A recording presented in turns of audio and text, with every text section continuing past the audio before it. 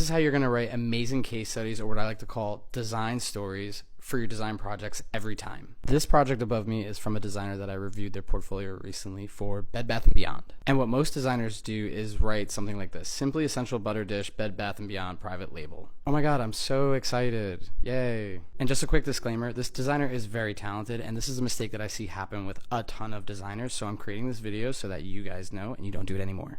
Thank you. To avoid this, I learned this trick while I was working at Pepsi, and it has carried me through for the last couple years since I left there. Whenever we are about to kick off the development of a new product or service, we would start with like a PR release basically. And we would try to think of the title that we would want someone to write for an article praising this new product or service. So instead of this headline that just says Simply Essential Butter Dish blah blah blah, you can write something like helping Bed Bath & Beyond craft their newest private label product line.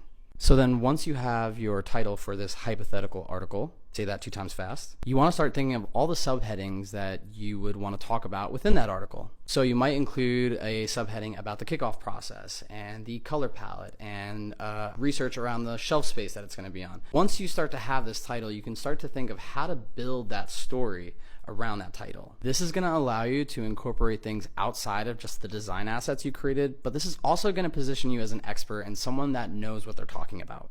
Let me know in the comments if you have any good tips for writing case studies or design stories. And if you want more tips on design in your portfolio website, make sure you like this video and follow me. Have a good day.